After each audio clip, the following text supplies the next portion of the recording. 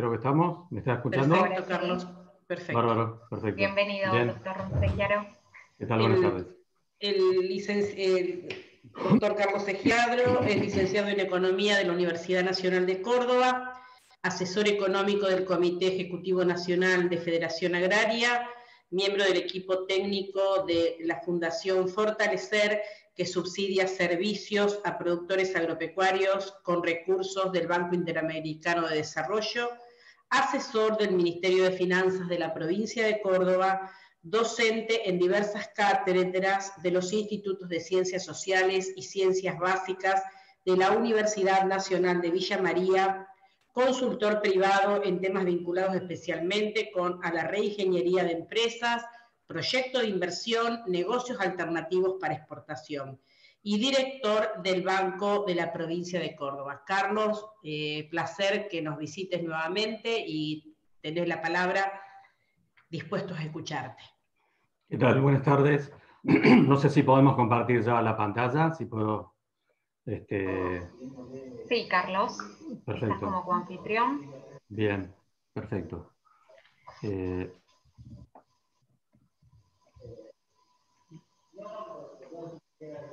Bueno, la idea es hablar de oportunidades en términos de cadenas de agroalimentos. Ese es un poco el sentido que quiero darle a la disertación, pensando en un escenario post-pandemia.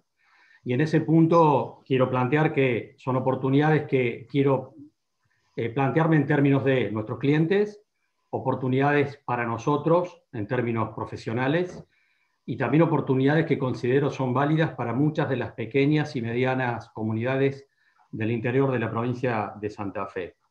Ahora, para hablar de... Doctor, ¿sí? Disculpe la interrupción. ¿Podría poner la opción de pantalla completa? De esa manera la imagen... Perfecto. Ahí estamos. Bien, gracias. Bueno, perfecto. Ahora, hablar de oportunidades, en realidad en términos de cadenas de agronegocios, mirando hacia adelante, implica previamente analizar cuáles son los escenarios. Así que vamos a empezar mirando qué escenarios estamos pensando que tenemos de cara a los próximos 2, 3 y 4 años a nivel internacional y a nivel también de la economía argentina, para después pasar a mirar las oportunidades que vemos en las cadenas de agroalimentos bajo esa hipótesis de escenarios. Alguno de ustedes estará diciendo o estará pensando, ¿cómo vas a hablar de los escenarios de los próximos 2, 3 y 4 años en un país donde nadie sabe lo que va a pasar dentro de 15 días? En realidad, yo quiero transmitir esta visión porque quiero hablar de precios relativos, de estructuras de precios relativos. Si podemos identificar las estructuras de precios relativos que tenemos en la Argentina hacia adelante, quiere decir que podemos identificar dónde están las oportunidades de negocios y también las oportunidades de inversión. Esto es a lo que quiero referirme y lo que creo que hace pie en el hecho de dónde podemos estar pensando profesionalmente en motivar a nuestros clientes y también en trabajar en términos de desarrollo regional en cada una de nuestras comunidades. Voy a empezar entonces haciendo un somero repaso de la lectura que tenemos de los ciclos internacionales y cómo pensamos que va a transcurrir la economía global tras la salida de la pandemia.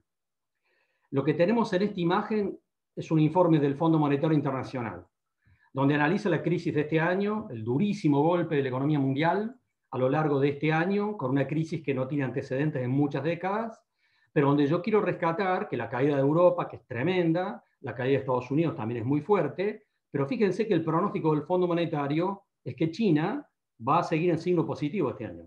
A pesar de que la pandemia apareció en China, a pesar de todos los problemas que ha tenido la economía china, China va a seguir en signo positivo este año. Y en realidad esta segunda imagen nos muestra las hipótesis del año que viene. El planteo de la OCDE con respecto a qué va a pasar en la economía mundial el próximo año. Y de nuevo, ¿qué tenemos? Recuperación, por supuesto, la visión de que la economía mundial va a rebotar, que va a ir por un proceso de recuperación. Pero de nuevo hay algo notable en el pronóstico. Las recuperaciones de China y de la India son muy superiores a las del resto del mundo y básicamente a las de Europa y de los Estados Unidos. Yo creo que acá hay algo importante para rescatar porque, mirando hacia adelante, la lectura que tenemos es la siguiente. La economía mundial va a salir de esto, obviamente, va a salir de esta crisis, pero no va a salir igual que como entró. No va a salir igual que como entró. Y la lectura es que cuando nos miremos el año que viene y miremos hacia atrás y veamos el desempeño de la economía mundial, nos vamos a encontrar con que el sudeste de Asia, no solamente China y la India, el sudeste de Asia en su conjunto van a haber avanzado varios casilleros en el tablero internacional tras la crisis, a la par que Europa los va a retroceder y Estados Unidos se va a situar en una posición intermedia. Y ustedes dirán, ¿y por qué vamos a ver esto? Porque va a quedar demostrado una vez más lo que vino ocurriendo desde hace ya un largo tiempo, y es que el sudeste de Asia va a volver a demostrar en esta crisis que es la región más dinámica y más competitiva del mundo. Ahora, lo que importa en este proceso son las consecuencias, es decir, lo que cambia y lo que nos importa a nosotros en la mirada tendencial de lo que esperamos en la economía mundial. Porque una Europa que se retrasa, digamos, que pierde posiciones en el tablero, al igual que Estados Unidos, las respuestas que tiene son prácticas cada vez más proteccionistas. Esas son las respuestas de Europa y esas son las respuestas de Estados Unidos a la creciente competitividad del sudeste de Asia. Dos ejemplos. Hace más de 3 meses, Europa bloqueó el ingreso de los limones argentinos al mercado europeo. Argentina es el principal exportador de limones del mundo. Y por supuesto que nos bloquearon el ingreso con un argumento sanitario. Pero detrás del argumento sanitario estuvo la presión de España para evitar el ingreso de los limones argentinos que compiten con ventaja con los limones españoles en el mercado europeo. Y el segundo ejemplo es que hace 3 semanas Francia, Dinamarca, Bélgica, 7 países, incluyendo Alemania también, ya dieron por caído el acuerdo del año pasado entre la Unión Europea y el Mercosur. El argumento es un argumento ambiental que apunta básicamente al no cumplimiento brasilero de los acuerdos ambientales del Acuerdo de París. Pero detrás de esto lo que está claro es que lo que tenemos que entender son los mecanismos proteccionistas de Europa y de Estados Unidos para enfrentar la situación de la pospandemia. Eso nos pone en una posición, además, donde vemos el proceso de nuestra colocación de productos en el resto del mundo, pero particularmente en el sudeste de Asia. Este es un ejemplo muy concreto. Nuestras exportaciones de carne vacuna. Cuando yo veo a alguien que me dice que Argentina le vende básicamente carne vacuna a Europa, o que nos tiene que importar el mercado europeo para carne vacuna, yo digo, el que está mirando eso es un arqueólogo. En realidad está claro que el futuro de la carne vacuna argentina está en el sudeste de Asia. Alguien dirá, ¿el futuro? El presente. Obviamente el presente. Este gráfico ya está desactualizado. Estamos colocando casi el 90% de la carne vacuna en el mercado del sudeste de Asia. Y esto es, por supuesto, el proceso que hay que mirar en términos de negocios. Ahora, el otro elemento importante es el cambio del sudeste de Asia en términos del mercado de capitales. Y encontrarnos como China o la India y otros tantos países del sudeste asiático, que fueron captadores de capitales durante muchos años, hoy son exportadores de capitales. El acuerdo que en algún momento va a firmar Argentina con China con respecto a los proyectos en el sector porcino son solo un ejemplo del proceso que se viene en términos de los próximos años en relación a los capitales del sudeste asiático operando sobre Sudamérica y particularmente sobre la Argentina en términos de cadenas de agroalimentos. Algo que tenemos que mirar con mucha atención, siempre digo, en términos de oportunidad. Pero el tercer punto es es el más importante para mirar la lectura de lo que vemos para el año que viene y un poco más allá también. Y es que para enfrentar la crisis global, tanto Estados Unidos, pero básicamente Estados Unidos y otros países del mundo, lo que hicieron fue una emisión masiva de dinero, un aumento furioso de la liquidez. La Reserva Federal de los Estados Unidos anunció hace más de 20 días que las tasas de interés en los Estados Unidos van a permanecer cerca del 0% por lo menos hasta el 2023. Lo que tenemos es un aumento muy fuerte de la liquidez internacional, tasas de interés bajísimas, cercanas a cero, y además un debilitamiento del dólar a nivel internacional frente al resto de las monedas relevantes del mundo. No un debilitamiento del dólar frente al peso argentino ni frente a la moneda de Tanzania, ¿sí? Sino un debilitamiento del dólar frente al euro, frente al yen, frente al yuan, frente a la libra esterlina, etcétera, etcétera. La lectura de bajas tasas de interés y de debilitamiento del dólar a nivel internacional son señales inequívocas de precios en ascenso para los commodities en Chicago y en otros lugares del mundo. Es una secuencia de manual, digamos, la que tenemos por delante. Y eso, por lo tanto, nos conduce a este otro elemento.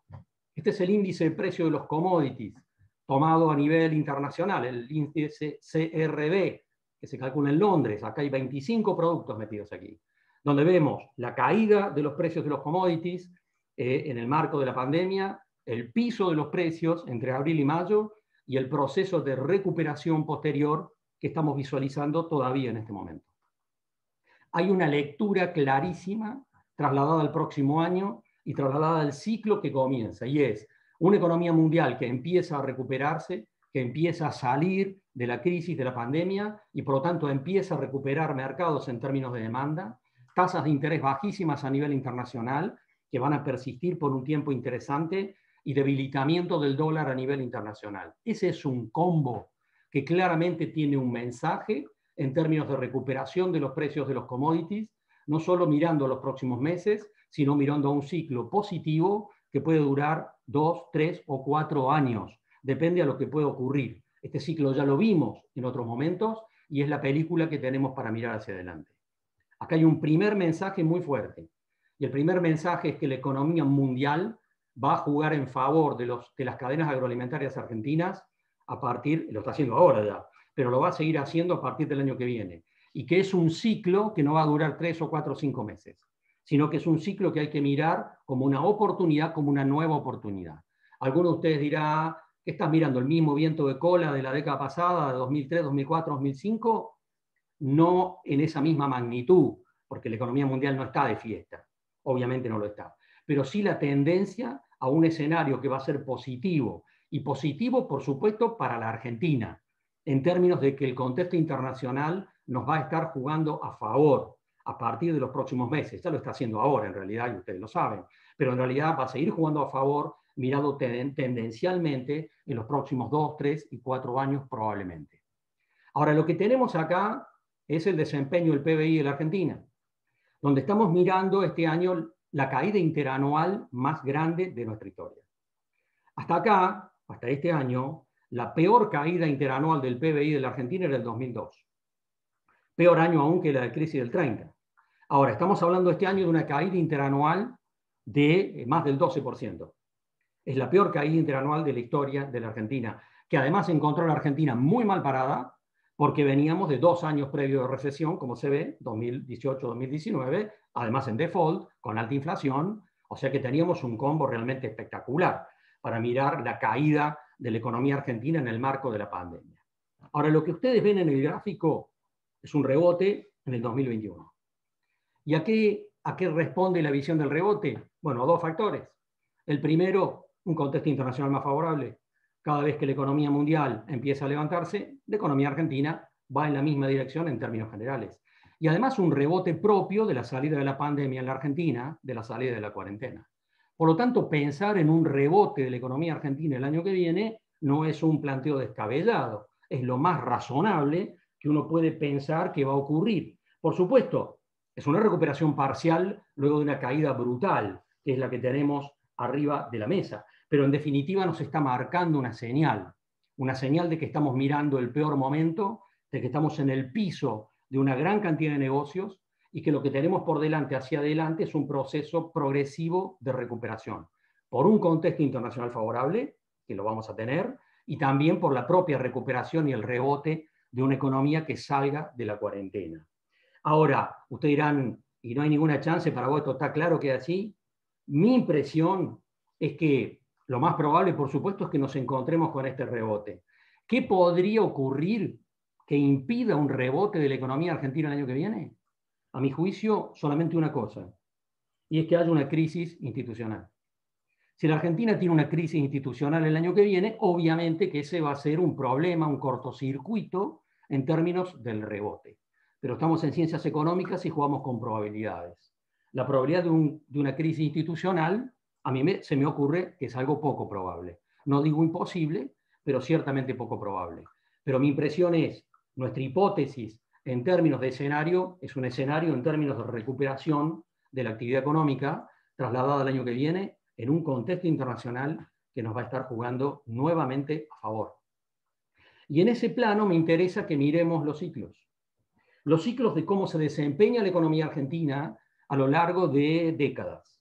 Y yo puse ahí, mirando esa línea que parece una víbora, Las partes que están para abajo dicen Martínez de Oz, Menem, Cavallo, Macri.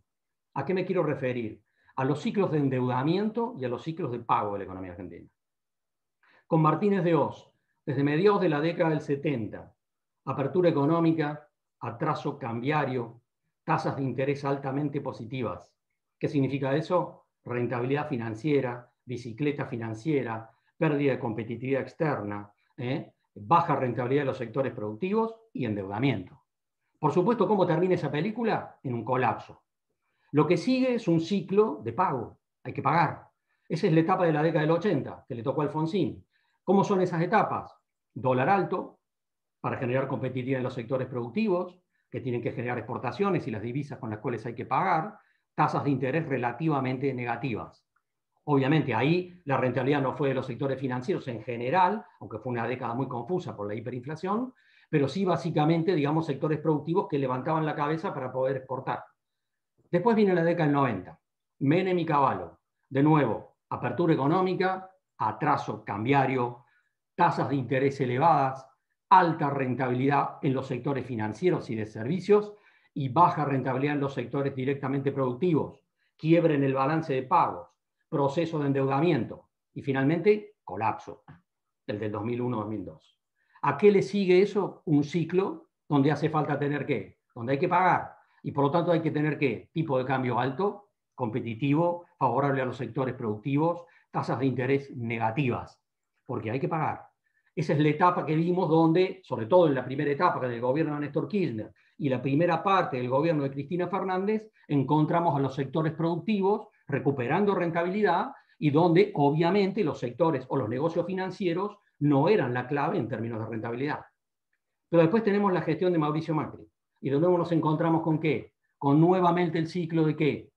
Tipo de cambio atrasado, tasas de interés elevadas, sector financiero con alta rentabilidad. Pensemos entre el 2016 y el 2017. La rentabilidad financiera de las LEVAC, medida en dólares en la Argentina, llegó a situarse en el 20% anual. Es decir, una tasa de rentabilidad financiera que era claramente la más alta del planeta. Y por supuesto que eso conspiraba contra todos los sectores productivos. ¿Cómo terminó eso? Estrellando la economía argentina. Proceso de endeudamiento y estrellarse. No me importa mirar el pasado, miremos el futuro. Lo que me está diciendo este ciclo es muy claro. Lo que tenemos por delante en los próximos 2, 3 y 4 años es un escenario con un tipo de cambio competitivo, con tasas de interés negativas o cercanas a ser negativas, y donde la rentabilidad va a estar asociada básicamente a los sectores productivos y a las cadenas de agroalimentos, sobre todo para aquellas que generan divisas necesarias para el país, o sea, los sectores que están vinculados básicamente a exportación. Yo digo, este es el escenario que tenemos en los próximos 2, 3 y 4 años, sea cual sea el gobierno que tenga la Argentina, sea cual sea el presidente de la nación, o sea quien sea el ministro de Economía de la República Argentina. Este es el ciclo inevitable que venimos viendo hace muchísimo tiempo y que nos ayuda a identificar dónde nos situamos en términos de negocios y en términos de oportunidades. Porque en el 2016-2017 todos ustedes como profesionales sabían perfectamente que ninguna actividad productiva en la Argentina competía con la rentabilidad financiera. Y eso obviamente terminaba como tenía que terminar, estrellando a la economía argentina. Lo que tenemos ahora por delante es un ciclo donde no nos podemos permitir ese lujo y donde lo que tenemos es un escenario de tipo de cambio competitivo, con tasas de interés negativas y rentabilidad básicamente asociada a los sectores productivos y muy asociada a las cadenas de agroalimentos que están orientadas a exportación. Porque dijimos, la previsibilidad la estamos definiendo en términos de estructura de precios relativos. Y este ciclo que hemos visto acá a lo largo de décadas nos define cómo la Argentina modifica su estructura de precios relativos y cómo hay ciclos para interpretar eso, que no son ciclos de 15 días, que son ciclos de años. Y por lo tanto lo que tenemos por delante es una lectura donde nosotros vemos esta visión de lo que va a pasar. Y ahora toquemos un poco el tema del tipo de cambio. Este es el tipo de cambio real, bilateral de la Argentina. Y tenemos 2015 al comienzo del gráfico, el tipo de cambio con el que terminamos con Kicillof. Pero fíjense 2016-2017. Lo que tenemos ahí obviamente es el atraso cambiario que generó Macri en esos 2 años, que terminó explotando. Y tenemos los golpes devaluatorios después. Hoy estamos aquí al final del gráfico. Tipo de cambio real bilateral. Este tipo de cambio está atrasado. El ministro Guzmán dice, no hay tipo de cambio atrasado. No hay atraso cambiario. La Unión Industrial Argentina, en un documento hace 2 semanas, dijo, no hay atraso cambiario. El Fondo Monetario Internacional dijo en un documento la semana pasada, no hay atraso cambiario. Nadie que mire este gráfico puede decir que hay atraso cambiario. Atraso cambiario había en el 2016, atraso cambiario había en el 2017, atraso cambiario teníamos en el 2015. No estos valores que estamos viendo hoy. Ahora algunos de ustedes miran, pero y el blue, y el contado con liquidación, y el dólar MEP, la brecha. Bueno, esa es otra historia que tiene que ver con las regulaciones de un gobierno y un banco central que están obviamente controlando claramente, digamos, el nivel de reservas. Y por supuesto, si no lo pudieran sostener, veríamos un tipo de cambio aún más alto en el mercado oficial de cambios. Pero el gráfico que vimos recién muestra el tipo de cambio real desde el 2015. Pero el gráfico que vemos ahora muestra el tipo de cambio real desde la década del 90. Donde tenemos, tipo de cambio real multilateral en este caso, pero no importa, es más o menos lo mismo. Ahora, lo que tenemos es entonces un recorrido, el recorrido en anaranjado, es el tipo de cambio real del mercado oficial de cambios. Donde vemos, por supuesto, que es un tipo de cambio superior al de la década del 90, pero algo por debajo del que teníamos en la etapa de Néstor Kirchner, por ejemplo, sin lugar a dudas. Pero quiero ir a una reflexión interesante en términos de la lectura de decisiones empresarias o cómo asesoramos a nuestros clientes. Porque la línea celeste muestra el tipo de cambio real del contado con liquidación. Allá al final dice 3,82, porque esto es obviamente un índice. Ahora, fíjense lo que significa la cotización del contado con liquidación hoy en la Argentina.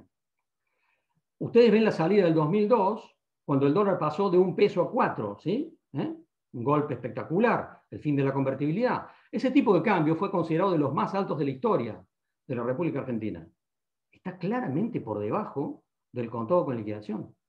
En realidad está fuera de este gráfico. Si yo quisiera encontrar un tipo de cambio en la Argentina parecido al contado con liquidación que hoy tenemos, me tengo que ir a 1989 con Alfonsín, en medio de una de las hiper y la corrida que tuvo. O sea que ese tipo de cambio de Alfonsín era tal vez el peor de la historia, el tipo de cambio más alto de la historia argentina. De tal manera que el contado con liquidación hoy está compitiendo a ver cuál es el tipo de cambio más alto de la historia del país. Ayer Orlando Ferreres, un economista que muchos de ustedes supongo referencia, dijo, y está en ámbito financiero hoy, tanto el valor del blue como el MEP y el contado con liquidación son ridículos, dijo. Son ridículos. Expresan obviamente un contexto muy traumático de la situación de la foto. Pero voy a esto porque un colega hace algunas semanas me llamó y me dijo, Carlos, ¿te parece razonable recomendarle a un cliente que compre inmuebles en Europa y en los Estados Unidos? A ver qué les parece. Es la peor recomendación que alguien le podría hacer a un cliente. Con este tipo de cambio en el contado con liquidación, quiere decir que la Argentina está en el momento más barato de su historia y además salir a comprar un inmueble en el exterior sería pagar los valores más altos de la historia. El momento para recomendarle a alguien que comprara un inmueble en el exterior era en todo caso con Macri en el 2016-2017, con Kicillof o en otras etapas. Recomendarle a alguien hoy, con este tipo de cambio en el contado con liquidación, que compre inmuebles en el exterior, digo, sería la recomendación más ridícula que alguien le pueda hacer a un cliente. Ahora, expresa, por supuesto, la lectura tendencial de cómo vemos el tipo de cambio trasladado hacia adelante, en relación a que la Argentina inevitablemente va a seguir avanzando con un tipo de cambio alto, claramente alto, durante los próximos años. Acá hay una lectura de cómo vemos además otras variables. El año que viene vamos a tener déficit fiscal, no cabe ninguna duda. Vamos a seguir teniendo alta presión impositiva, porque alguien me va a decir, no, pero acá hay que bajar la presión impositiva. Es prácticamente imposible que eso ocurra. Vamos a seguir teniendo déficit fiscal, emisión, inflación más alta, pero vamos a tener un tipo de cambio competitivo, sin lugar a dudas, y seguramente con la continuidad del cepo. Y tasas de interés negativas en el sistema financiero, porque esto es parte de la dinámica de las herramientas que configuran el escenario sistémico, del cual podemos mirar nuestras decisiones en términos de política económica. Ahora, en ese plano, quiero pensar entonces en las oportunidades. Pensar en las oportunidades que podemos estar mirando, sobre todo porque además tenemos esto que está puesto acá. El gobierno argentino está presentando, porque hay que alentar exportaciones, disminución de reintegros en cadena de valor, aumento de los reintegros, disminución de retenciones y aumento de los reintegros. Yo estoy pronosticando que va a haber más exportación de carne vacuna, y alguien me decía, no, Carlos, el gobierno va a frenar la exportación de carne vacuna.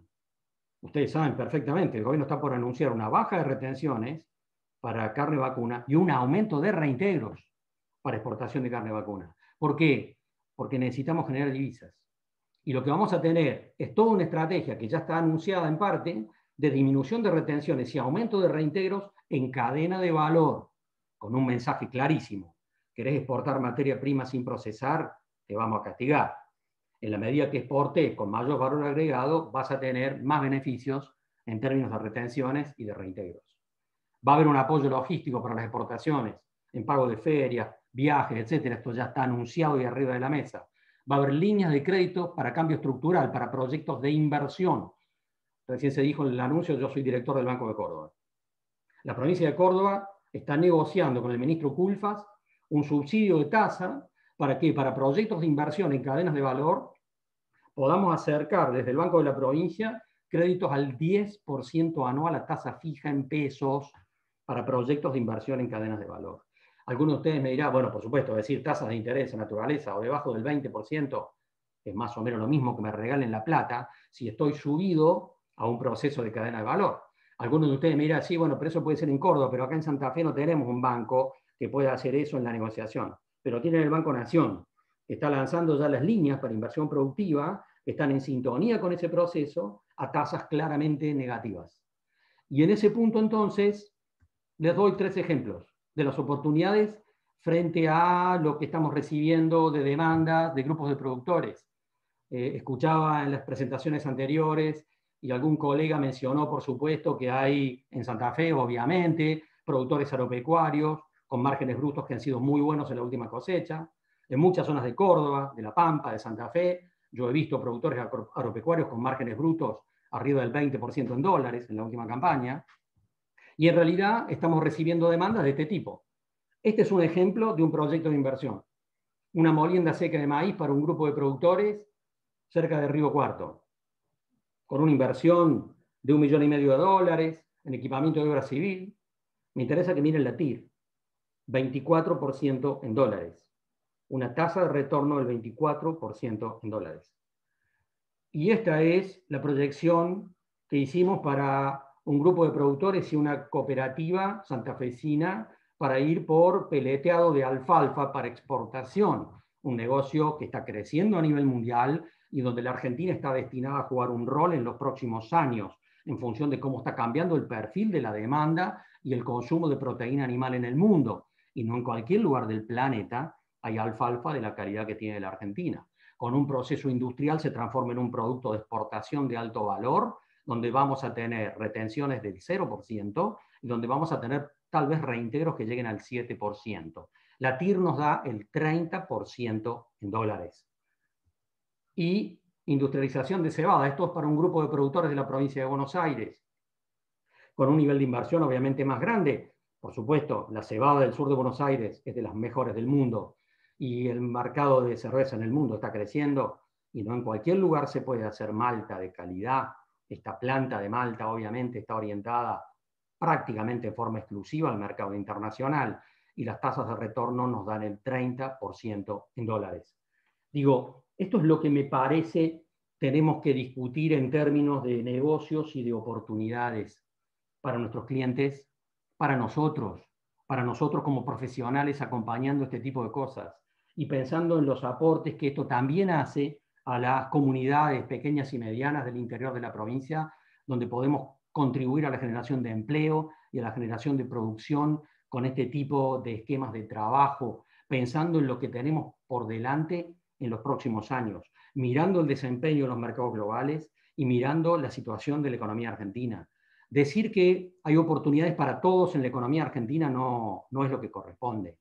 Estamos hablando de cadenas de valor de agroalimentos y básicamente orientadas a exportación.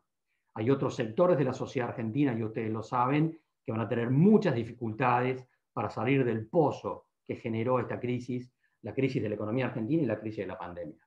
Ahora, alguno de ustedes dirá, Carlos, sí, vos acá estás hablando de oportunidades, pero hablemos de las amenazas. Y a mí me parece que al mirar estos procesos, más que pensar en las amenazas, yo pienso en las debilidades. ¿En qué sentido? Que si estamos hablando de que nuestros clientes son pequeños y medianos productores, no Grobocopatel, sino pequeños y medianos productores, estamos hablando de que ir por este tipo de proyectos, o lo que hemos mencionado recién, se expresan básicamente a través de prácticas asociativas. Y muchos de nuestros clientes o del sector es conservador, es individualista, y además, por supuesto, hay una falta de confianza muy grande que está instalada en la sociedad argentina. Y por supuesto que la falta de confianza, junto con la visión conservadora, junto con el individualismo que se expresa en muchos de nuestros clientes, en nuestro espacio de trabajo, limita o genera la debilidad sobre la cual pensar este tipo de opciones y de negocios. Pero mientras disertaban otros colegas en el marco del Congreso, escuché a alguno que decía, seamos creativos, mejoremos nuestra comunicación, sepamos motivar mejor, seamos más protagonistas.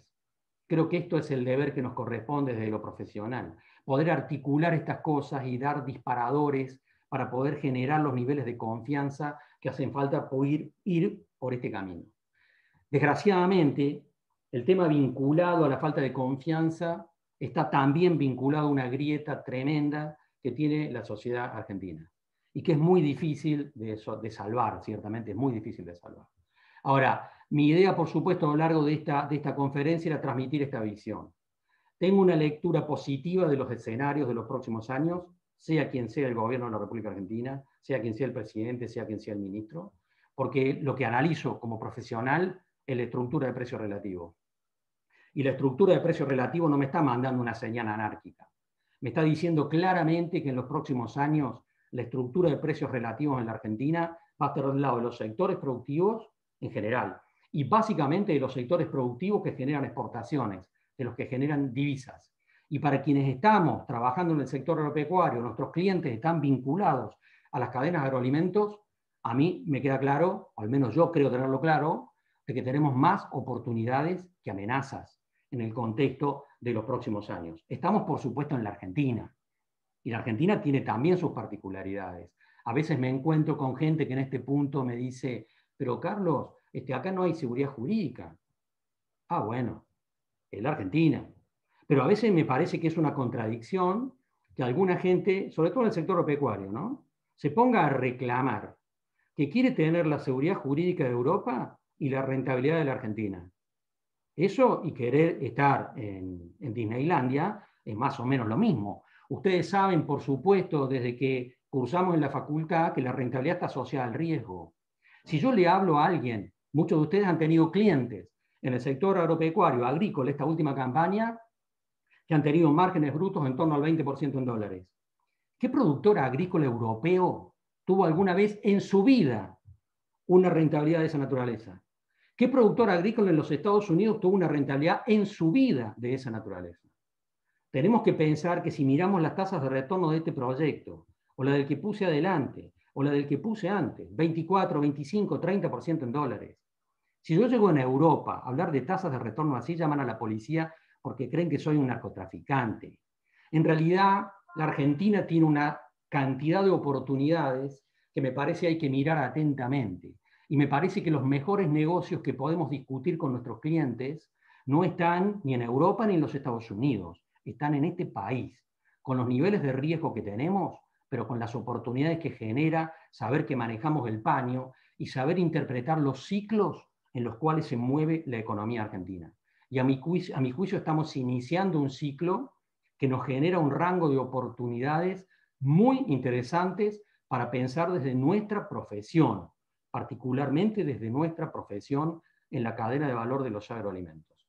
Yo sé que lo que estoy diciendo es controvertido y, por supuesto, nunca en una conferencia de este tipo a mí me interesa ser amable en lo que digo, ni quedar bien, sino en realidad plantear qué es lo que veo.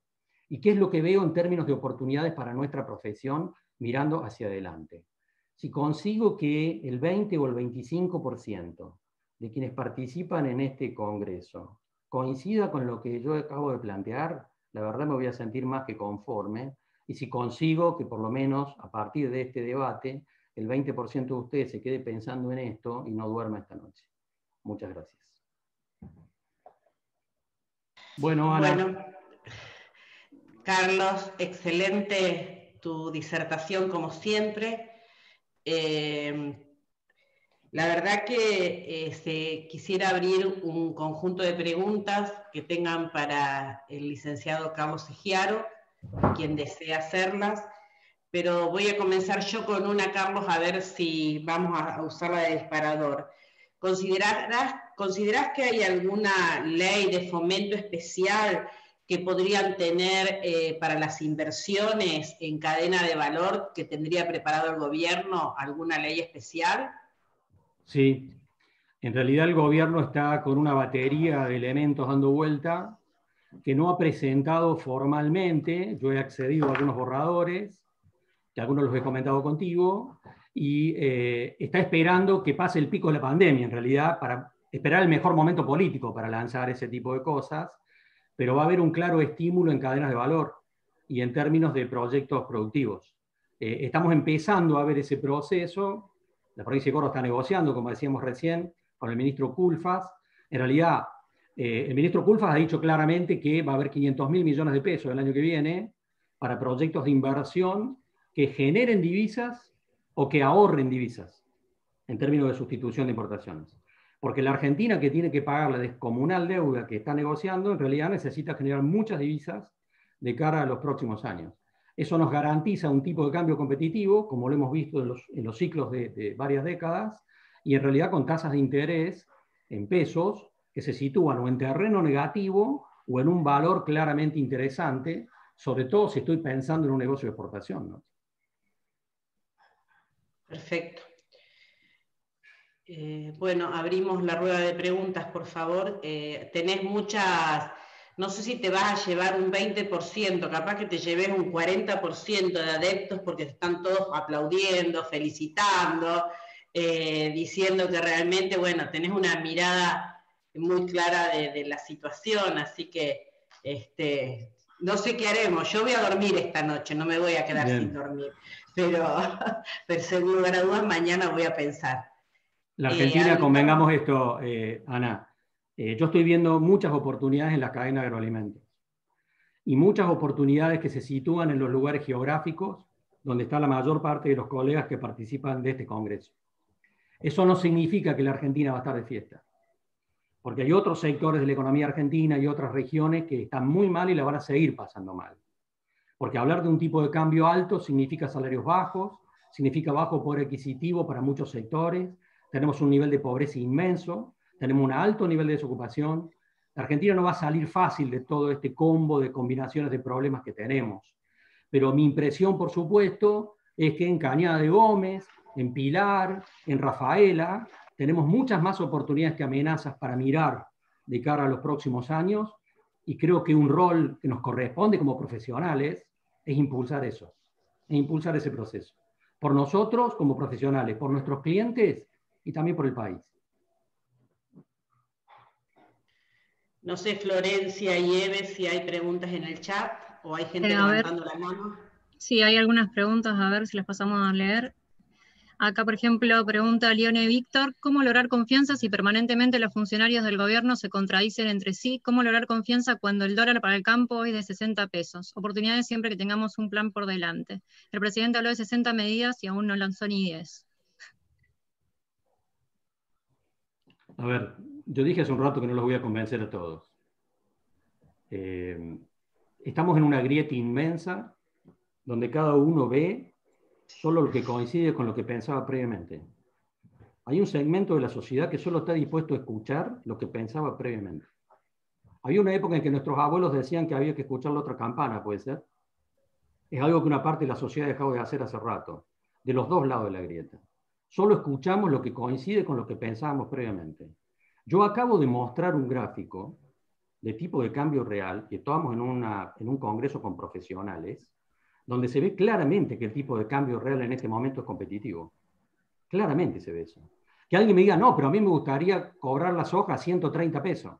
Ah, bueno, está bien, eso es lo que te gustaría. Pero decir que hay atraso cambiario en la Argentina hoy está fuera de lugar, sobre todo en un escenario donde estamos hablando entre profesionales. Y donde se ve claramente en cualquier lectura, cualquier profesional que haga un análisis de tipo de cambio real se da cuenta que no hay atraso cambiario en este momento. Que alguno de ustedes me diga, no, no, pero yo quiero el dólar a 130. Bueno, yo también lo quiero a 180 si les gusta. Pero en realidad, acá estamos hablando de lo que hay y lo que podemos esperar. Porque además, ayer, Ricardo Arriazu, un colega, un economista de los más prestigiosos que tiene la Argentina, de los que habitualmente no participa en la grieta, dijo en una conferencia en Córdoba, en la Fundación Mediterránea, dejar flotar el dólar sería como ir a nadar con tiburones. En realidad, si convalidamos un golpe de evaluatorio en el mercado de cambios hoy, ¿qué pasaría? El helicóptero. Que a lo mejor alguno de ustedes también desea, no lo sé. Pero en realidad está claro que sería un acto casi suicida. En un país donde la pobreza está en el 40%, donde la desocupación está arriba del 13%, donde componentes importantes de la sociedad no llegan a fin de mes. Entonces, creo que claramente tenemos que mirar las oportunidades y tratar de cruzar la mayor información posible. Y creo que es algo que nos está faltando, digamos. A mí me está ocurriendo esto en muchas conferencias porque me encuentro con gente que se encuentra con que yo digo algo que no quería escuchar. Y por supuesto que quienes me conocen saben que no me especializo en decirle a la gente lo que quiere escuchar, sino lo que veo. Y lo que veo es lo que acabo de plantear.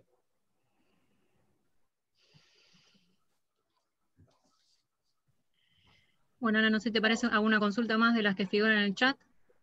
Sí, sí. ¿Qué opina del libro blanco como herramienta para exportar calidad? Al comienzo del análisis hablamos de la situación de los cambios globales que estamos mirando, ¿no? Y cómo me parece que vamos a un escenario de prácticas proteccionistas más fuertes, donde identifico que, por ejemplo, Europa va a ir encontrando todos los argumentos necesarios para evitar el ingreso de las cadenas agroalimentarias argentinas. En este punto creo que hay que separar, algún disertante antes lo hizo, ¿no es cierto? Decir, una cosa son normas sanitarias, normas de calidad, trazabilidad, etcétera, que pueden tener razonabilidad, y otra cosa son trabas para arancelarias. Y otras cosas son trabas para arancelarias. Cuando yo identifico por qué Europa frenó el ingreso de los limones argentinos hace 3 meses, puedo identificar un argumento sanitario.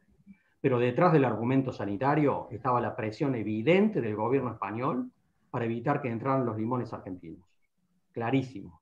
Y cuando me encuentro con 7 países europeos la semana pasada diciendo que el acuerdo Unión Europea-Mercosur es letra muerta, no me sorprende en absoluto, por supuesto, esa lectura. En ese punto, creo que el camino que hay que mirar es que va a haber diferencias sustanciales entre las normas de calidad que nos plantea Europa y Estados Unidos y la que nos pide el sudeste de Asia. Y creo que el futuro de los mercados de las cadenas agroalimentarias argentinas no está ni en Europa ni en los Estados Unidos. Creo que está básicamente en los países limítrofes y en el sudeste de Asia. Y en el sudeste de Asia vive la mitad del planeta.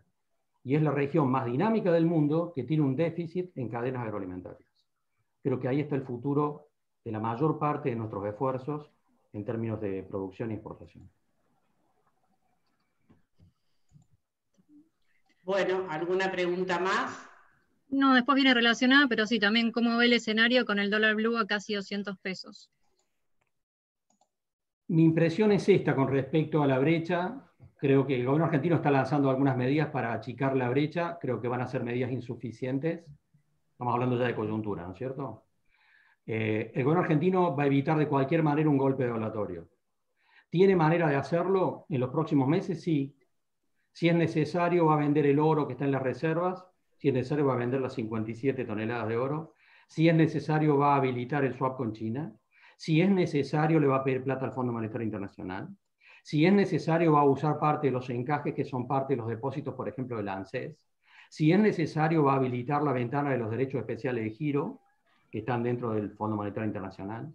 El gobierno argentino va a hacer cualquier cosa con tal de evitar un golpe devaluatorio en los próximos meses, porque quiere tirar un puente hacia el segundo trimestre del año que viene, cuando considera que el mercado de cambio se tiene que estabilizar progresivamente.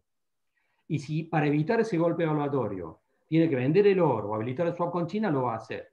Y alguno de ustedes me dirá, pero es una mala señal vender el oro. Y peor señal es que convalide un golpe devaluatorio. Porque a esta altura del partido ya no estamos discutiendo en el marco de esta emergencia cuál es la mejor política económica. Estamos discutiendo cuál es la menos mala. Y en realidad estamos en un escenario de lo que llamaría yo la colcha corta, ya ni la colcha corta, digo, el gobierno argentino se está cubriendo con una bufanda, no con una colcha corta. Y en ese plano, obviamente que está definiendo medidas que sean las menos malas frente a su estrategia, digamos. Yo no veo un golpe devaluatorio en el mercado oficial de cambios en los próximos meses. Si a partir del segundo trimestre del año que viene el gobierno y el Banco Central no consiguen acomodar el mercado de cambios, ahí empezaremos a discutir otra cosa. Ahí empezaremos a discutir otra cosa. Pero mi impresión es que los próximos meses, a pesar de todas las presiones que existen, el gobierno argentino tiene herramientas para ir moviendo la cotización en el mercado oficial de cambios en sintonía con la inflación, sin convalidar un golpe devaluatorio. Como la inflación en los próximos meses se va a acelerar, porque se va a acelerar la inflación en los próximos meses, la pauta devaluatoria se va a acelerar, en sintonía con eso, porque la estrategia es mantener el tipo de cambio real, y por lo tanto lo va subiendo con la inflación. Creo que tiene las herramientas para hacerlo y tiene las ventanas suficientes para hacerlo, por lo menos hasta el segundo trimestre del año que viene. Después veremos qué pasa si no se consigue acomodar esta situación. A mi juicio, a pesar de todas las medidas que se tomaron estas últimas semanas y las que vamos a ver en las próximas semanas, las chances de poder acomodar o de reducir la brecha entre el dólar oficial y el resto de los dólares es prácticamente imposible, digamos. Me parece que eso no está en la agenda de lo que se puede conseguir, más allá de la voluntad que tiene el gobierno de hacerlo. Las herramientas que tiene son muy limitadas. Vamos a convivir con una brecha muy importante, claramente. Bueno, ¿algo más, Florencia? A ver, una última consulta, dice Fernández de Luco. ¿Cuál sería la estrategia para no avanzar con la enorme pobreza que está ahogando a la mayor parte del país? A mí me parece que no hay muchas herramientas, más allá de lo que se ha estado haciendo hasta acá. El Fondo Monetario Internacional le ha pedido al gobierno argentino que acepta, lo planteó ayer, que acepta la propuesta del gobierno argentino de un déficit fiscal del 4,5% el año que viene. En realidad, para que el gobierno argentino llegue a un déficit fiscal del 4,5%, cuando ahora está en el 8%, tiene que descomprimir parte del gasto excepcional, del ingreso familiar de emergencia, etcétera, etcétera, y tiene que apostar a una recuperación de la recaudación.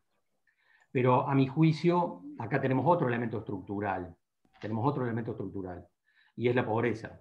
Porque en realidad, si yo pienso que hay millones de argentinos que en los últimos 3 años, no desde marzo, en los últimos 3 años se han perdido poder adquisitivo. Pensemos en un jubilado. Perdió poder adquisitivo en el 2018, perdió poder adquisitivo en el 2019, vuelve a perder poder adquisitivo en el 2020. Si alguien piensa que eso se puede revertir fácilmente, es magia, ¿está bien? Desgraciadamente yo creo que la Argentina va a convivir con niveles de pobreza y de marginalidad altos durante los próximos años, claramente. No creo que haya muchas herramientas para revertir eso de una manera rápida, desgraciadamente. No hay más consultas, Ana. Bueno, ahora como es reversible al menos a largo plazo el problema, ¿cómo? Hay una pregunta que dice, ¿es reversible al menos en el largo plazo el problema de la limitación a la movilidad social que se está viendo? Ojalá que sí, no lo sé. Porque en el esquema que estamos viendo de cómo se viene la Argentina que hemos un poco comentado, en realidad está claro que va a haber diferencias sectoriales importantes, lo cual remite también a diferencias regionales importantes. Y voy sobre un ejemplo de la foto, digamos. Si yo me voy hoy a Hernando, en Córdoba, me voy a encontrar una zona manicera. El margen bruto agrícola de la última cosecha de maní fue superior al 30% en dólares, sobre campo alquilado. O sea que si yo me voy a Hernando y hablo de la crisis, y me van a mirar como si yo fuera un loco. Porque obviamente la localidad está funcionando normalmente, el margen de rentabilidad es bueno, la gente cambia la chata, el vehículo, está haciendo un montón de cosas. Porque la región manicera cordobesa la está pasando fantástico, con el margen de rentabilidad que hubo en la última campaña. Ahora, si yo me corro 70 kilómetros desde Hernando e ingreso en el Valle de Calamuchita y me voy a Santa Rosa de Calamuchita o a Villa General Belgrano, no vuelan ni los pájaros. Entonces, está claro de que podemos hablar de la lectura general de la economía argentina con la caída interanual brutal, que es la peor caída de la historia del país, pero es cierto que hay diferencias sectoriales muy importantes y que se traducen en diferencias regionales importantes. Y muchos de ustedes, como colegas que operan en pequeñas y medianas comunidades de la región pampeana agrícola, lo saben perfectamente, porque están mirando un partido que es distinto que el que está mirando esto en el Gran Rosario, y ni hablemos de lo que puede estar mirando un colega nuestro que esté mirando las cosas desde Berazategui, ¿no es cierto? Pero el país somos todos. Perfecto. Bueno, ahora vamos a dar lugar al debate de las conclusiones y me interesaría de tu charla, Carlos, ver si considerás oportuna dos tópicos que tomé como conclusiones que me pareció extremadamente importante desde el punto de vista de lo que hace la profesión, y sería propiciar las prácticas asociativas y, como profesionales en ciencias económicas, acompañar en esos procesos a los emprendedores y propiciar el asesoramiento y el espacio profesional de acompañamiento en proyectos de inversión, conociendo los efectivos datos de la realidad. Yo creo que además tenemos que mirar el cambio tecnológico, porque los 3 proyectos que yo puse arriba de la mesa son pedidos que hemos tenido, uno en Provincia de Buenos Aires, otro en Santa Fe, otro en Córdoba, en cadenas de valor de agroalimentos, pero que están los 3 orientados por exportación. Ahora, por ejemplo, estamos haciéndole a un grupo de productores en una localidad que en Córdoba, un proyecto en realidad para armar una planta de desposte de carne vacuna y armar un centro de distribución en Córdoba capital, donde va a haber depósito, cámara de frío y procesamiento de producto de carne vacuna para entrega directamente a domicilio por delivery, con paquetes de no menos de 5 kilos. O sea, eludiendo las carnicerías, eludiendo al matarife abastecedor, eludiendo a todos esos actores. Y en realidad, digo, al pensar en esto, alguno de ustedes dirá, pero ¿se tomaron 5 Fernet con coca cuando se pensaron en ese proyecto? No, en Córdoba ya hay empresas que están haciendo esto. Y esto tiene que ver con el cambio cultural también que se está produciendo en la cuarentena, ¿puede ser? Donde hay sectores de la sociedad que ya se están acostumbrando a entrar a comprar por internet, etcétera, etcétera. Y creemos que esta es una ventana que hay que mirar, porque el cambio cultural que se está produciendo, también en relación al cambio tecnológico, nos habilita a pensar, por ejemplo, este negocio. Que cualquiera lo podría pensar, o un grupo de productores lo podrían estar pensando para Rosario. No me cabe ninguna duda que sí. Y alguien dirá, no, ¿se están adelantando 10 años? No, no nos estamos adelantando nada, porque en Córdoba ya lo estamos viendo esto. Y por supuesto que para un grupo de productores que faenen una planta en Río Cuarto, va a ser acá, y después tenga su planta de desposte en un lugar cercano de Córdoba, y termine con ese espacio de distribución en Córdoba capital, con cámaras de frío y túnel de frío, por supuesto que van a estar armando un negocio donde se van a estar quedando con toda la intermediación que hoy se queda con la parte del león del negocio históricamente en la cadena de carne vacuna, ¿no? Yo digo, no solamente vale la pena pensar negocio para exportación, la verdad que tenemos que también ponernos a pensar en todos los procesos de cambio logístico que se están produciendo en la Argentina y cómo aprovecharlos en beneficio de nuestros clientes. Por supuesto, vuelvo sobre lo mismo, Ana. Este proyecto no es para un productor individual, el de la carne vacuna tampoco. Es para un grupo de productores. Es decir, para una práctica asociativa. Perfecto.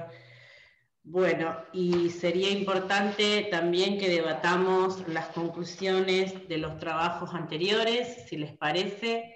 Así llegamos a una conclusión. ¿Las tenés ahí, Florencia o Eve, como para compartir?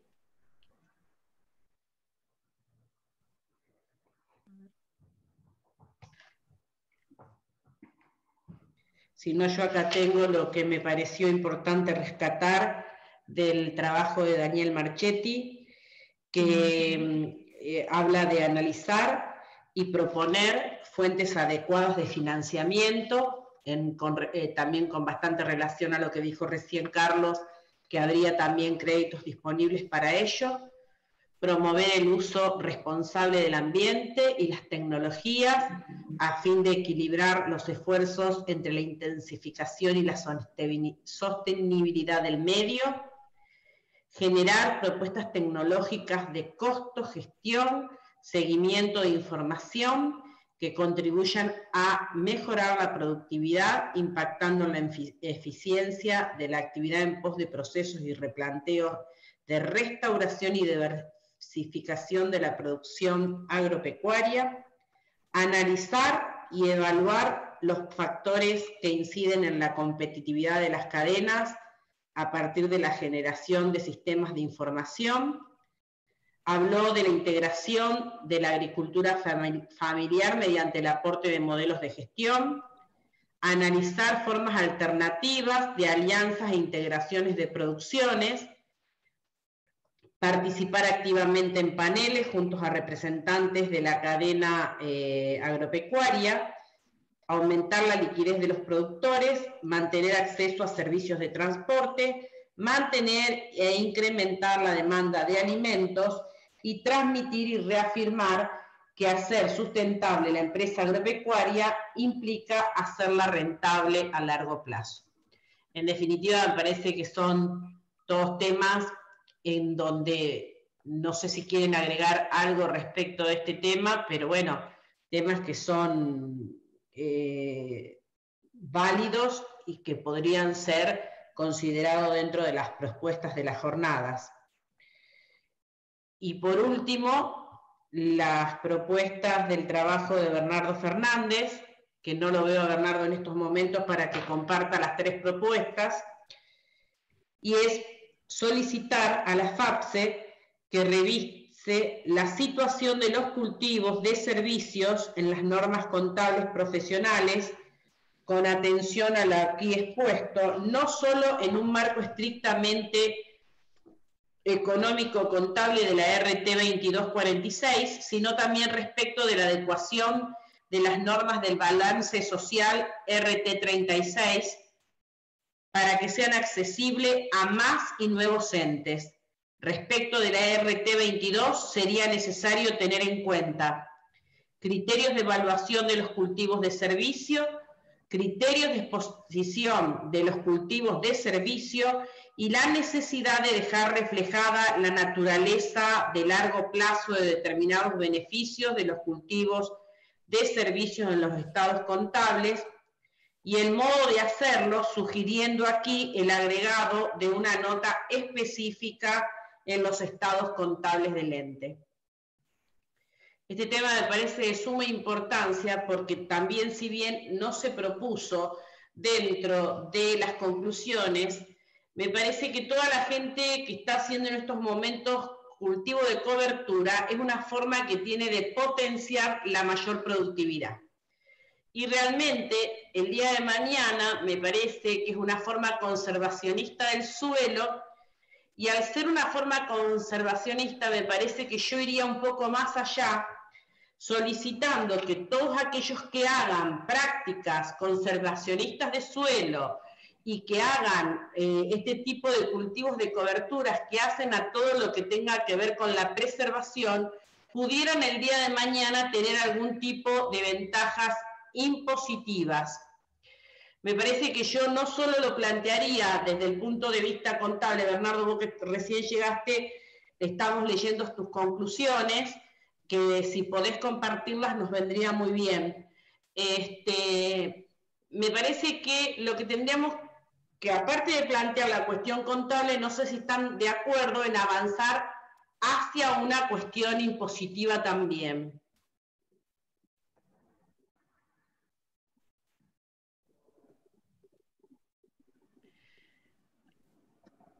Sí, habilitarle el micrófono. Hola, acá. Ahí está. ¿Me escuchan? Sí. Genial.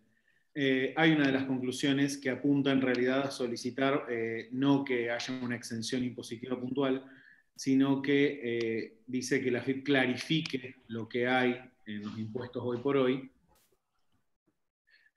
que dice solicitar a la AFIP que se expida respecto del tratamiento de los cultivos de servicios en los impuestos nacionales. Esto es puntualmente por el impuesto a las ganancias, donde no termina de quedar claro y son interpretaciones solamente lo que se vuelca allí, ¿no? Esperamos opiniones.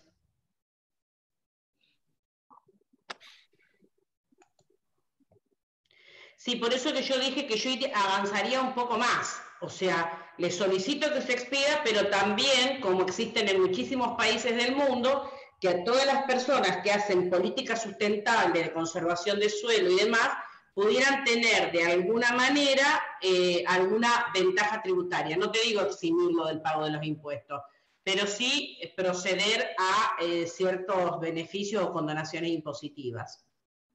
Yo lo que no sé es si eso verdaderamente es función de la AFIP, tal vez debería ser una solicitud al Congreso. Sí, al que sea.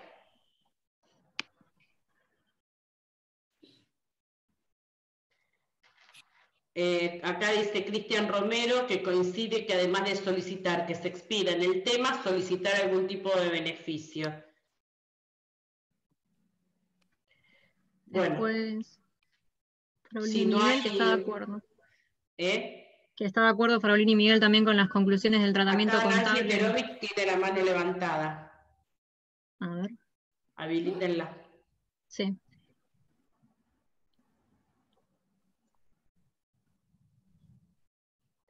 Hola. Nancy, sí, te escuchamos. Ahí tiene habilitado. Sí, por ahí el tema solicitar a la AFIP que se expida. La AFIP reglamenta o aplica impuestos. Nosotros podemos interpretar, no tenemos que pedirle a la AFIP que interprete las normas tributarias. Creo que nosotros estamos en condiciones y como conclusión ya Bernardo puso cuál es la interpretación del tratamiento fiscal, si es sementera o es gasto, porque nosotros interpretamos la ley, al igual que la AFIP tiene que interpretarla cuando fiscaliza, no es función de la AFIP dictar una norma diciendo cómo tenemos que tratar impositivamente el cultivo. En todo caso, habría que legislar si queremos pedir algún beneficio en particular que corresponde a la legislación. Entonces, yo creo que ese punto no corresponde, no me parece apropiado que solicitemos a la AFIP que interprete, porque la interpretación la hicimos nosotros, y si consideramos, digamos, que, cosa que no se planteó en el trabajo, que merece algún tipo de tratamiento fiscal en particular, debiéramos proponerlo como una modificación o un tratamiento en la legislación, que tampoco es competencia de la AFIP. Sí, en realidad la interpretación del trabajo es bastante conservadora y lo que dice es, bueno, activemos como activamos a cualquier otra cementera, ¿no? Pero si la AFIP se expidiera en algún momento diciendo que la interpretación no tiene que ser la conservadora que hice yo, sino que puede considerarse como un gasto más. Yo creo, Bernardo, que nosotros tenemos que tener las herramientas para poder argumentar, porque nosotros somos los que estamos analizando el tema, si es gasto o es activo. Es activo si no lo consumimos en el ejercicio, y es gasto si se consume en el ejercicio. Si es un gasto necesario para tu cultivo del año que viene, yo creo que tranquilamente, y nosotros podemos concluir que es una labor cultural del ejercicio, o bien forma parte de la cementera del cultivo que se cosecha el año que viene. Si se lo pedís a la AFIP, que no hace cultivo de... Me parece que vamos a... No sé, creo que nosotros somos los que tenemos que opinar y en tal caso defender a nuestro cliente argumentando los elementos si se trata de un activo o un gasto. Esa es la definición. Y si nosotros contablemente tenemos una definición si es activo o gasto, esa es nuestra prueba, porque digamos, la norma impositiva, cuando no prevé o no discrimina tratamiento diferente, utiliza el devengado contable para la tercera categoría. O sea, los criterios que se aplican en tercera es devengado. Las definiciones del devengado, cuando no están establecidas como están establecidas para determinadas cuestiones en la ley del impuesto a las ganancias, recurrimos a los conceptos del devengado legal y el devengado contable que nos dan las normas contables. Entonces creo que si nos ajustamos a una norma contable, que es lo que se está pidiendo, eso también nos va a dar algún fundamento para defender nuestra imputación impositiva, porque el balance de tercera categoría va conforme al devengado. No sé si, Bien. si se Esa coincide, conclusión, digamos, con mi opinión, digamos, pero yo no conclusión- comparto lo de solicitar a la FIP que se expida como si fuera el papá que nos tiene que decir cómo contabilizamos las cosas o cómo registramos impositivamente. Me parece que no le corresponde tampoco esa función. Bien, el trabajo concluye en que es una labor cultural más el cultivo de servicio, o que se lo entienda y se lo trate como una labor cultural más. Eso por lo menos es la conclusión en el punto. Exacto, entonces si todos compartimos esa opinión, ¿por qué le vamos a pedir a la FIP que opine? O sea, me parece que ratificar que es una labor cultural más, que estamos todos de acuerdo con ello y de alguna manera ese debiera ser el tratamiento impositivo. Lo decimos como expertos en el tema y me parece que es suficiente. Bien, hay entonces. Hay dos manos levantadas, la de Lorena Almada y la de Roberto Prado.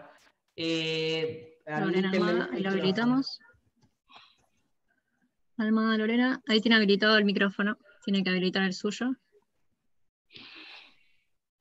Lorena.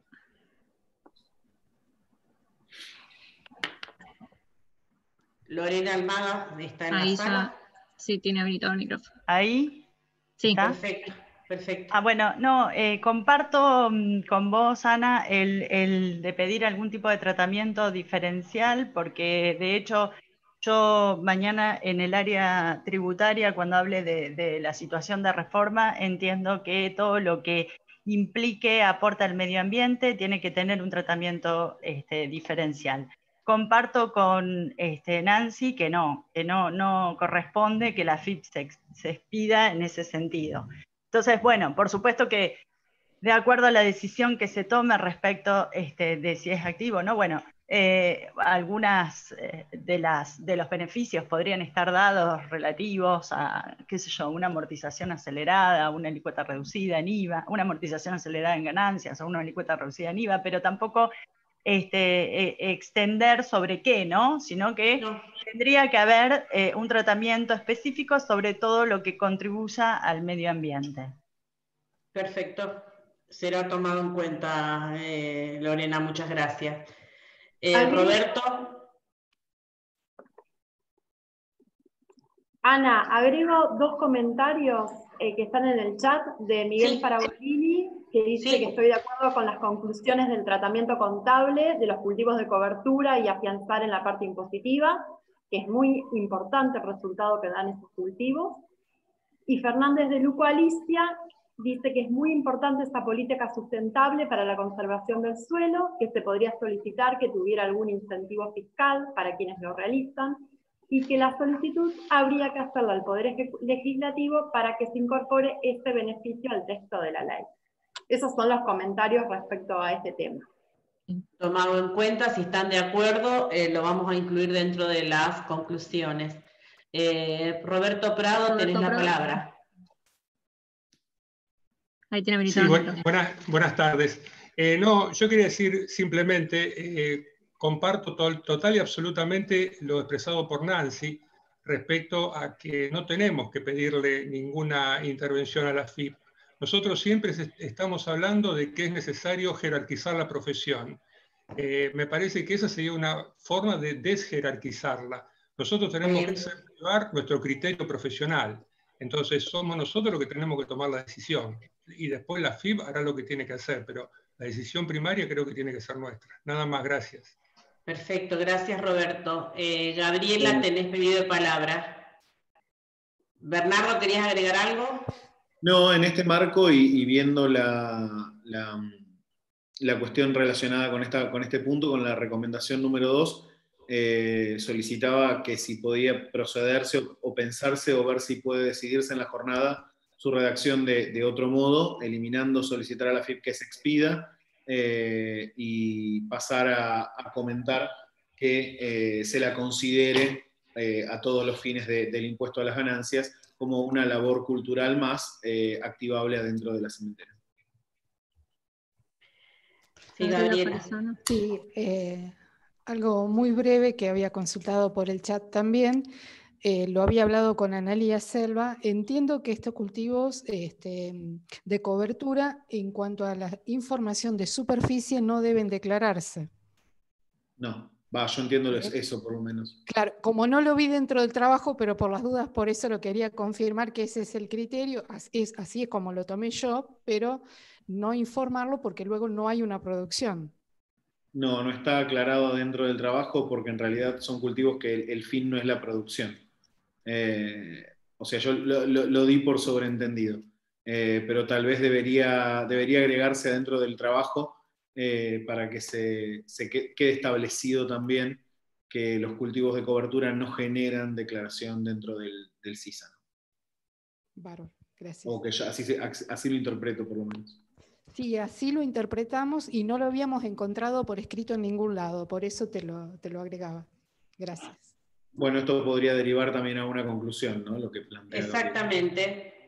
Y me parece importante lo que está aportando Nancy Eterovich acá, que dice agregar como propuesta solicitar incentivos como su cómputo a gasto de ejercicio por tratarse de una práctica amigable con el medio ambiente. Creo que eso también menciona Nancy Eterovich. Estaría en el marco dentro de los beneficios incentivos fiscales que mencionaba Lorena, ¿no? Exacto. Bueno, si no hay... Como punto 3, también Bernardo lo que había puesto es solicitar a los consejos profesionales que tengan en cuenta las cuestiones de actualidad agropecuaria a la hora de diseñar sus agendas de capacitación profesional, pensando en la necesidad del trabajo interdisciplinario para mantener la flexibilidad que la profesión demanda. También este es el tercer punto que puso Bernardo como recomendación y que creo que no se había leído. En realidad este punto en realidad está relacionado con la cuestión de que nosotros estamos empezando a pensar de manera más profesional respecto de esta cuestión, después de que los ingenieros agrónomos están trabajando en esto desde los 70 y que es un sistema de producción que se ha empezado a emplear de manera mucho más activa desde hace por lo menos 6 años, ¿no? Y bueno, la realidad es que no hay nada de material escrito al respecto, o sea que esto está ensamblado entre cuestiones agronómicas y cuestiones de interpretación del trabajo. Entonces, a lo que hacía referencia a esto es que por lo menos en cuestiones agropecuarias tengamos siempre a mano algo de cuestiones de actualidad para no quedar tan desfasados en el tiempo los profesionales en ciencias económicas. Correcto, Bernardo, está bien. Cristian Romero acá también lo que dice es que propone un tratamiento diferencial, al igual que Nancy Eterovich o Lorena Almada. Bueno, si damos por aprobados estos temas y estas conclusiones, quiero agradecer especialmente los trabajos presentados por Daniel Marchetti, por Bernardo Fernández. Quiero agradecer a Eve y a Anaí la participación y a todo el equipo técnico de nuestro colegio profesional, como a todos los asistentes, y especialmente a Carlos Egiaro, y te dejo, Carlos, para las últimas palabras a los profesionales en ciencias económicas.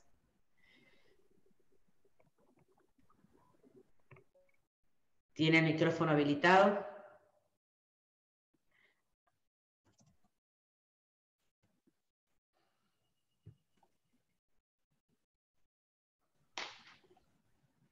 Sí. Tenés que... no escuchamos. Ahora sí. Ahí tiene habilitado. Sí. Gracias. No, simplemente reiterar que creo que en las cadenas de agroalimentos tenemos hacia adelante una oportunidad profesional. Creo que es una oportunidad también para nuestros clientes, sobre todo para los clientes, para los productores pequeños y medianos, avanzar en las cadenas de valor de agroalimentos. Y creo que es un tema muy importante para la mayor parte de nuestras pequeñas y medianas comunidades del interior de la provincia, donde si no somos capaces de generar empleo genuino en las cadenas de valor vinculado a empleo genuino en el sector privado, vamos a seguir viendo un proceso de migración hacia los grandes centros urbanos. Y en realidad no se trata, por supuesto, de promover cadenas de valor por una cuestión solidaria. Cuando yo miro la tasa de retorno que generan los proyectos que estamos trabajando y la comparo con ¿qué? Con la tasa de retorno que daría comprar un departamento en Rosario, en realidad queda claro que la recomendación que le podemos hacer a nuestros clientes es que en las cadenas de valor hay mejores negocios que en el negocio inmobiliario, donde ha ido a parar una parte sustancial del excedente agrícola durante los últimos años. Y creo que recomendarle a nuestros clientes ir por cadena de valor es hacerles una recomendación genuina en términos de la defensa de sus intereses. Creo que el mercado inmobiliario no es la recomendación que le tenemos que dar a nuestros clientes. Mucho menos esa recomendación es comprar un inmueble fuera de la Argentina. Y no solamente porque es ir contra los intereses del país, es recomendarle algo que claramente no le va a convenir. Porque hoy tenemos el tipo de cambio más alto de la historia y salir a comprar inmuebles fuera de la Argentina hoy es claramente un disparate. Bueno, muchísimas gracias Carlos, muchísimas gracias a todos por haber participado y hoy se termina el segundo día de las jornadas en Ciencias Económicas y realmente muy agradecidos y muy felices de la participación de todos y cada uno de ustedes. Muchísimas gracias Carlos nuevamente y gracias a todos por participar.